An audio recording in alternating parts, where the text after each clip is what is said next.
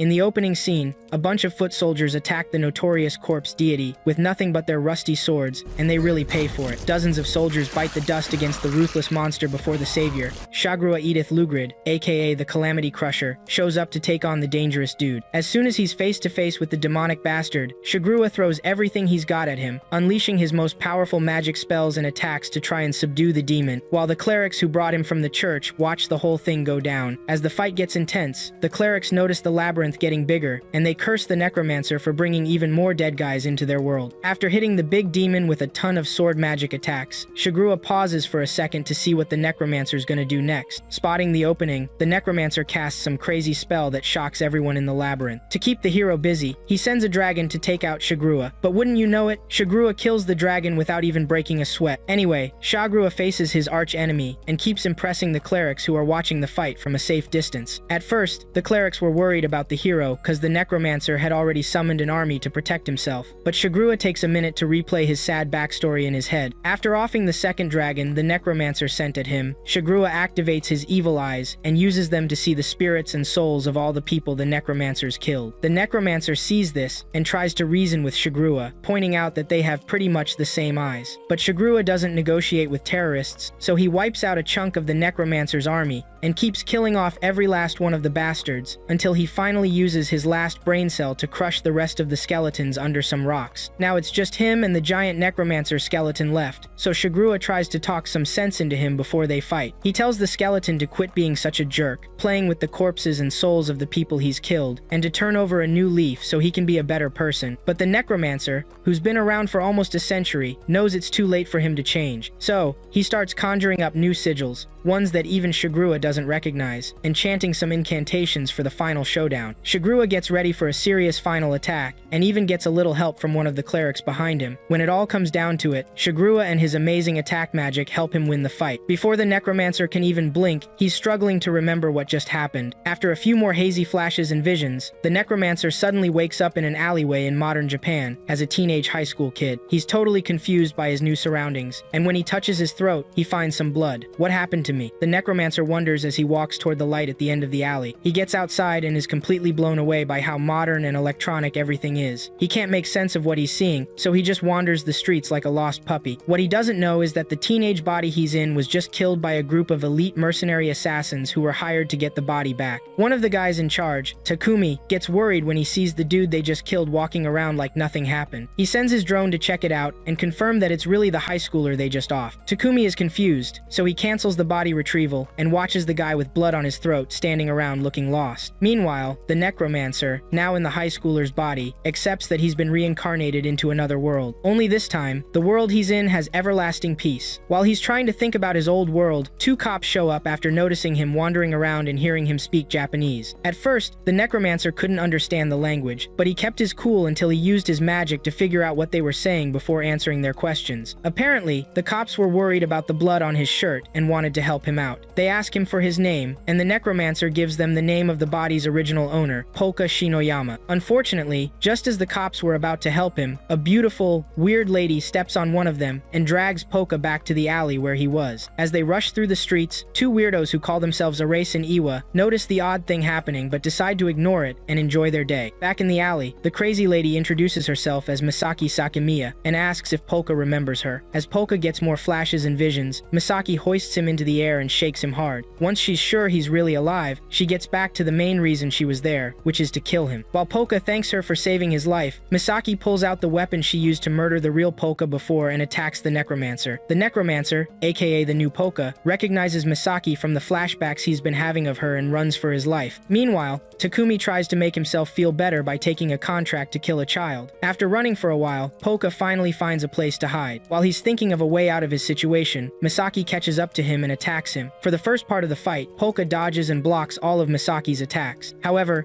as soon as Polka tries to run away, Misaki stabs his leg with an iron bar. Polka's out of commission for a bit and decides to go on the offensive and take down this bitch attacking him. To do this, he throws one of her knives at her and lures her into the deepest part of the building they're in. Soon, Misaki shows up and tells him some things about the building. Turns out, that building used to be the Yakuza's execution grounds, and most people stay away from it because too many people have been killed there. Misaki then asks him if he can see the ghosts in the room, room, and Polka finally uses his evil eyes to get a peek at the dozens of ghosts swarming around the crazy woman coming for his head. After muttering some more gibberish, Misaki goes in for the kill. This time, Polka, aka the Necromancer, already had his magic back and better than before, so he takes his stance and stabs Misaki with one of his huge skeleton hands before pinning her to the wall. He figures this should be punishment enough for her toying with the lives of people around her. While Polka's getting used to his time in the new world, Shagrua and the other clerics are struggling to understand what happened during that last attack. Shagrua was pretty sure he saw the Necromancer's soul, but at the very last second, his evil eyes couldn't track the Necromancer's soul anymore, almost like it vanished into thin air. At the same time, the Necromancer fully wakes up in his new body and thanks Misaki for giving him a new chance at living a peaceful life. He then goes on to mutter some more nonsense, before finally realizing that he accidentally killed Misaki during his last attacks. Every attempt to wake his assassin up was useless, and in time, he became very scared of what might happen next. Before the main story continues, the Necromancer tells us how his sad life began, as one of the rare ones born with evil eyes. Upon noticing that their son was born with such evil eyes, the Necromancer's parents sold him off to the court sorcerers, where he was trained to become a Necromancer to fight for the Empire. For years, the Necromancer fought valiantly for the Empire's success, but eventually, politics and greed led to the Empire's downfall. Even after losing his place in the Empire, the Necromancer sought to lead a peaceful life. As such, he resigned his ugly-ass self to live alone in a cave for eternity. As the years passed, the Necromancer noticed some lost kids living in the caves with him, and went out of his way to feed them by giving them fruits and meat daily. Although he didn't show his face to them, the kids still appreciated whoever was helping them, and the Necromancer was more than happy to help them out. Eventually, the kids discovered the Necromancer's hiding place, and welcomed him with open arms, playing with him whenever they could. Life was good for a while until the stupid humans found out about the kids' relationship with the ugly Necromancer. Unable to accept such a relationship, they caught all the kids, called them defiled and impure, and killed them all to cleanse their land of the evil kids. Upon finding out about the wicked humans' betrayal, the Necromancer avenged the kids by killing off every single one of the bastards who killed them. Once he was done with that, he returned to living his life alone, learning all he could about reincarnation spells. Since he could no longer die of natural causes, he waited centuries for a hero to show up and kill him, so he could finally complete his reincarnation spell and yeet himself out of that cold, cruel world. With the arrival of Shagrua, his mission was completed, and now, he's faced with his first kill in the new world. Now at present, Polka does his best to wake Misaki, but unfortunately, she is long gone. Before doing anything, he has an emotional meltdown over how stupidly overpowered he is, and corrects himself shortly after. In the meantime, Takumi has a hard time accepting what the heck just happened in front of him. He soon receives a call from his employer, Lisa, who asks him why he was taking too long to deliver on the last job. Takumi sends her a video feed of Polka's incident with Misaki, and waits for her response. Meanwhile, Misaki relives her most cherished moments as her life slowly fades away. As it turns out, Misaki wasn't always as crazy as she is now. Born to a loving father and mother, Misaki had always experienced parental love from the start. However, that all changed one night when a serial killer attacked and killed her parents right in front of her. For years, she conditioned her mind to become like serial killers, before finally tracking and killing the bastard who killed her parents. After accomplishing her life's mission, she still wasn't satisfied with life yet. Although she was already working for the organization at the time, Misaki still wanted to know how it felt to kill good people and get away with it. She didn't give a shit about what others had to say about her, and instead pushed for jobs that involved killing people she had no beef with. So, surprisingly, she didn't feel a thing and still even wanted more. To achieve that height of success in her life, she realized that she had to kill herself. With this in mind, she hopped onto the ledge of a skyrise building and prepared to jump off and end herself. However, just as she's about to pull it off, Takumi calls her and urges her to get back to finish the job she was sent. Initially, Misaki was shocked to hear that the kid she offed earlier was back up and running, but eventually, she gets her shit together and rushes to finish the job. Before reliving the rest of her memories, she jolts back to life and finds herself lying on the ground close to Polka and Takumi's drone. She asks Polka for an explanation, but then again, Polka was too stunned by her big chest to offer any explanation. Misaki eventually asks Polka to explain how she's alive, but then Polka lets her know that she's been reborn with magic and isn't back to life yet. It's much safer to call her a zombie, as Lisa feels her to confirm that she's dead. So, the question on Misaki's mind right now is, what happened while she was dead? Okay, so, get this. 40 minutes before she was supposed to come back to life, Takumi, the organization's info guy and behind-the-scenes operator, called Lisa and her crew to the spot so they could check things out for themselves. When Lisa gets there, she's floored to see sigils and huge skeleton parts all over the room. She makes sure she's not hallucinating before letting Polka finish whatever he's doing to Misaki's body. Once he's done pumping some magic into Misaki's mortal wound, he turns around and wants to know who's staring him down. Lisa introduces introduces herself and her friends as Misaki's besties, and asks Poka to explain what the heck happened to their dear friend. After explaining how he killed Misaki in the first place, Poka moves on to tell them how he used resurrection magic to patch her up and put her back together. When Lisa and the others hear Poka talking about magic, they freeze up and demand the faker give them proof he was actually using magic. Poka, aka the necromancer, quickly learns the hard way that magic doesn't exist in this world. To save face, he gets rid of the spell sigils and tries to play it off as a mass hallucination. Of course,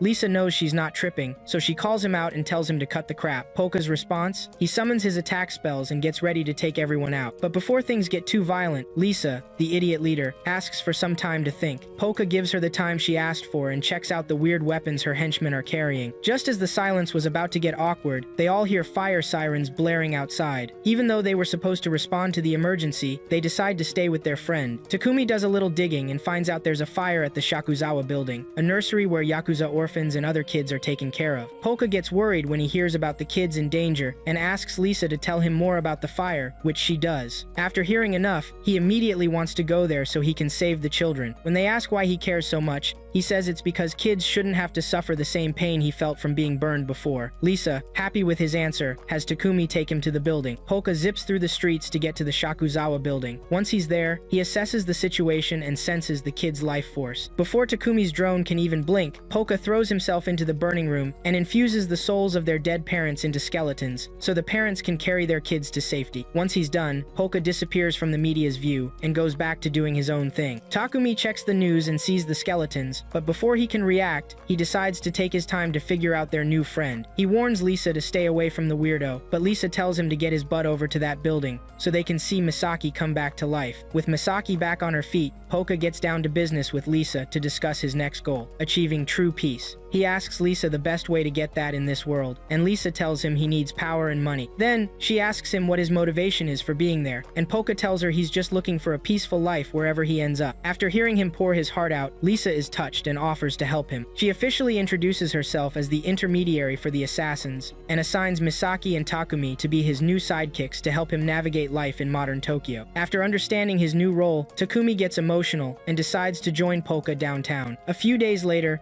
Poka, Takumi, and Misaki settle into their new hideout. Misaki chills, watching a video of the skeletons posted online, while Takumi and Poka move their stuff in. During the move, Takumi gets anxious and asks Misaki if it bothers her living with the guy who killed her. Quite the opposite, Misaki's pretty stoked to be living with a weirdo like herself. If anything, she digs Polka's presence and respects him for helping her fulfill her final wish getting killed. Takumi sighs, regretting he asked, but moves on, discussing things with Polka. Polka, however, ignores him and instead thanks him for helping him fit into this weird new world. Takumi freaks out a little, asking if Polka's really okay staying in the torture building. Polka says he's good, but Takumi then asks about the real Polka's family and how he'll stall them indefinitely. Polka says he's already fooled them into thinking the real Polka's on a journey of self-discovery, since it's summer vacation back on Earth. To sell it, Polka pulls out postcards, promising to send them to the family every month so they know he's okay. Beyond that, he's drawing a blank because he can't even remember the real Polka's family names. Takumi urges him to try and remember, but Polka just can't because of how the real Polka died. Changing the subject, Polka talks about the similarities between his old world and this one. While he doesn't really care about the similarities, Polka's just glad the Geldwood region doesn't exist here because the discrimination would be too much. Moving on, Polka reveals his old name, the Corpse Deity, and tells Takumi and Misaki he has to track down whoever wanted Polka dead in the first place. Takumi suggests asking Lisa, but Polka says she had to keep it secret for security reasons. Even so, he plans to find out himself and only force her to talk as a last resort. Takumi mumbles some more nonsense before heading back to his desk to work. While Misaki goofs around with the toy skeletons, Takumi starts talking about the lemmings but quickly drops the topic to avoid revealing secrets. After that, they discuss the real Polka's soul, which the necromancer merged with one of Takumi's lost drones from the day before. Realizing what's up, Takumi gets suspicious of Polka, trying to paint him as the bad guy for messing with human lives like that. Before he can, though, Misaki gets a visitor and goes outside to see who it is. Turns out, the visitor is an ex-Yakuza member who wants protection for a short time so he doesn't get whacked by a rival gang. After hearing him him out, Misaki refuses, but when Polka pops up and accepts the job, Misaki changes her mind. Later that night, Misaki, Polka, and the visitor go to a gang hideout and stake it out until she gets impatient. Eventually, Misaki goes in for the kill, only to be ambushed. Even worse, the so-called visitor was in on it. He shoots her in the back and reveals his true identity. Thinking he's done with Misaki, the visitor turns around to face his worst nightmare and enraged Polka. Polka, having just accepted revenge requests from the souls of the kids those guys killed, tells them that Misaki isn't dead yet, so their revenge mission failed. Then, he gives the kids' souls permission to do whatever they want to the bastards. The souls conjure a giant ball of earth and crush every last one of the gangsters who killed them. Once it's done, Polka the necromancer lets the souls rest in peace. In the next scene, Takumi continues the operation to make Polka, the necromancer, look like the bad guy. This time, though, Polka wins the argument and makes Takumi look like an idiot for trying so hard. Eventually, Takumi realizes that he and Misaki have been scumbags the whole time. They finally drop the conversation, and Takumi goes somewhere private to report to Lisa. After hearing everything that happened, Lisa thanks Takumi for his help and assures him that her men are currently taking care of the few guys who escaped the earlier attack. Meanwhile, Polka and Misaki are seen discussing vampires and turning her into one. After his call, Takumi settles down and nearly pisses his pants when he overhears Misaki and Polka's conversation.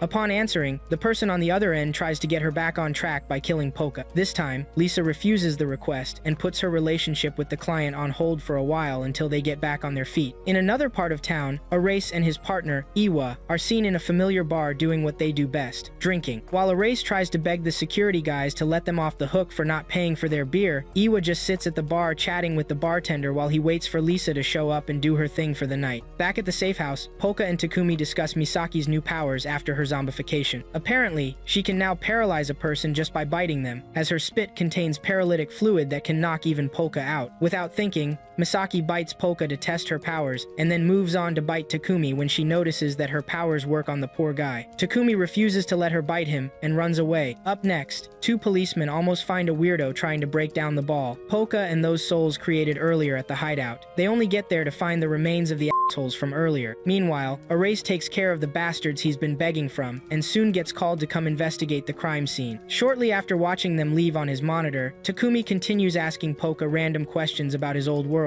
Polka starts wondering if this world is so different from his, as Misaki boasts about her new powers to paralyze people. Moving on, Takumi talks about the technique the necromancer used to subdue those bastards, and Polka says he only incapacitated them but didn't kill them. At the same time, Iwa and Arace arrive at the crime scene and get ready to study the eerie secrets behind the attack on the hideout. After gathering all the evidence they need to build their case, the two cops head back to the station to brief the new recruits. Turns out, Iwa and Arace are part of an elite investigation squad within the Tokyo police force, dealing with the weirdest cases the regular police can't crack. As the meeting kicks off, Iwa mentions the only 3 criminals they haven't caught yet. 2 of them, the fire-breathing bug and Lemmings, are directly linked to the fire at the children's building and the human knot they found at the hideout the night before. They're currently thinking the fire-breathing bug torched the nursery and Lemmings made the human knot, especially since a footprint found at the scene matches his. When someone on the team asks if the skeletons in the internet videos are real or fake, Iwa's third partner, a woman, calls the guy out and confirms that the skeletons are real. Besides, if they were fake, all those online videos would be useless. Still, they're stumped on how the kids got out of the burning building alive and without any help. To calm everyone down, Iwa assures them that their criminal is just a human, not some sorcerer or fire-breathing monster, so they should relax because they'll catch him like they caught the others. Meanwhile, Polka's busy infusing the real Polka's spirit into a shark plushie so Takumi can get his drone back. Once the ritual's done, he asks the real Polka's soul for a little more time in his body before things go back to normal. As the necromancer and the real Polka finalize their agreement, Misaki bursts into the room and hugs the cute plushie doll. Anyway, Takumi asks Polka why his plushie can't talk yet. Polka explains that he'd need a lot of mana to create a real humanoid vocal cord. Luckily, he's in a building crawling with restless souls and spirits, so harvesting mana shouldn't be a problem. Confused, Takumi asks him to explain, and Polka says he can just suck up the negative feelings of the souls trapped in the building and turn them into mana. As they talk, Polka tells Takumi there's another way to recharge him. When Takumi asks how, Polka says they just need to buy precious stones like diamonds, sapphires, and stuff like that. That'll recharge his mana, and he'll be good to go. Takumi lets Polka finish before dragging him to a jewelry store to see how ridiculously overpriced those stones are in the real world. When Polka sees the prices, he He's shocked by how expensive just one stone is in this world. Before leaving, he picks out a stone, buys it for over 3 million yen, and they leave shortly after. On the way home, Misaki asks him why he doesn't just steal the mana from inside the stone, and Polka says it's because that would cause the store owner to lose money. Takumi gets bored of listening to the two teens blabbing about boring stuff, but just when he's about to think of something else to do, his worst nightmare, a race, shows up and snatches one of Takumi's drones. Meanwhile, Iwa and his crew visit Lisa's bar to question her and her employees. After the small talk, Iwa firmly asks Lisa to tell him everything she knows about the previous incidents and her organization's involvement. Since he doesn't have a warrant, Lisa chooses to stay silent. Right after taking down one of Takumi's drones, Erase turns to the two teens behind him and apologizes for scaring them. While Misaki and Polka are trying to understand what's going on, he speaks into the drone, hoping for a response from Takumi. Just then, Polka pipes up and scolds Erase for destroying his friend's drone. Surprised, Erase steps closer to the teenage boy to explain how dangerous Takumi is. He calls the information broker the lowest of the low and urges Polka to be careful of the betrayer. Having heard every insult Erase hurled at Takumi, Polka gets angry and accidentally activates his power, which not only pushes Erase back but also makes him even more curious. After dodging that first blast, Erase becomes super interested in Polka and demands he introduce himself. Takumi immediately sees through Erase's trick, so he warns Polka not to answer or show Erase his powers. Hearing this, Polka stays quiet while Erase keeps scolding him for hanging out with dangerous strangers. Polka answers one of his questions and ends up digging himself in deeper. To keep Erase away, Takumi calls him and tries to get him off Misaki and Polka's trail. While talking to him, the information broker sets up multiple drones in the alleyway and threatens to post embarrassing videos of him harassing the teens online if he doesn't leave them alone. Erase admires Takumi's flair for the dramatic and wishes he could see Polka and Misaki's faces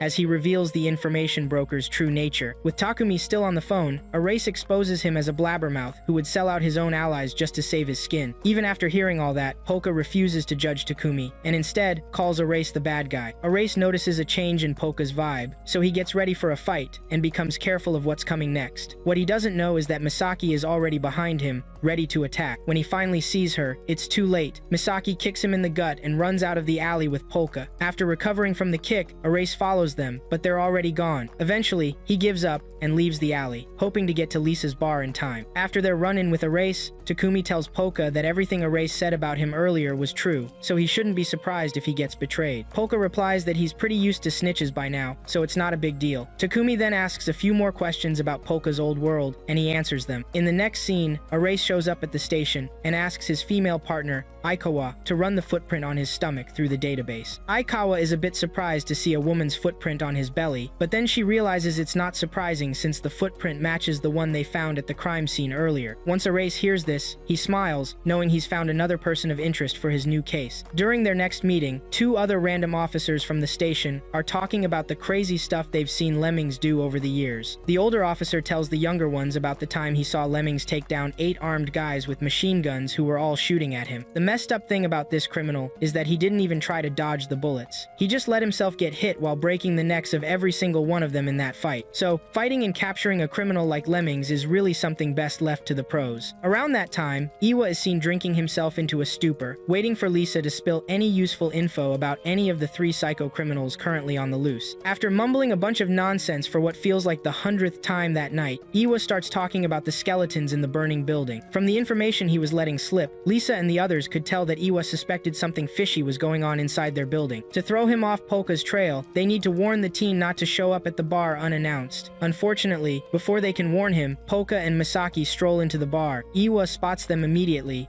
and warns them about underage drinking, but when he gets a text from Arase describing their new person of interest, aka Misaki, Iwa gets curious and starts asking questions. Meanwhile, Erase and a bunch of goons from the force are secretly heading towards the bar, and Takumi sees them coming. While he's trying to call Lisa to warn her about Erase and his crew, Misaki is making friends with her new buddy Iwa. Polka is also seen enjoying a glass of orange juice when Erase shows up at the bar and walks right in. Misaki recognizes him and calls him a perv for harassing her earlier. Iwa plays along for a bit, then gets serious, stands up, and starts his interrogation. Just as they're about to start questioning the kids, the lights go out, and Polka does everything he can to get Misaki out of there. Before he can do anything, Polka feels a sudden sharp tingle in his throat and looks up at the ceiling to see the horror unfolding. Turns out, Lemmings was in the same room with them, and the aura that the bastard gave off even scared the necromancer for his life. Lemmings takes his sweet time scoping out his targets before attacking. Just before all hell breaks loose, Lisa and the cops try to figure out what Lemmings is planning. Erase, though, gets impatient waiting around while one of their most wanted is standing right there. As the showdown starts, Misaki warns Polka not to underestimate Lemmings. Polka, sensing the dangerous vibe coming off Lemmings, stays on guard. Soon, the whole room erupts in chaos as Lemmings draws first blood, taking out cops left and right before the lights come back on. In the middle of the fight, Erase singles out Lemmings and manages to corner him near the bar. Lemmings, however, ignores Erase for now and focuses on his main target, Misaki. Turns out, Lemmings had somehow snuck into the police office earlier that day to investigate who owned the footprints he found at the crime scene. Once he figured out the footprints belonged to Misaki, he planned this whole attack just to grab her. So, after holding Erase off, he grabs Misaki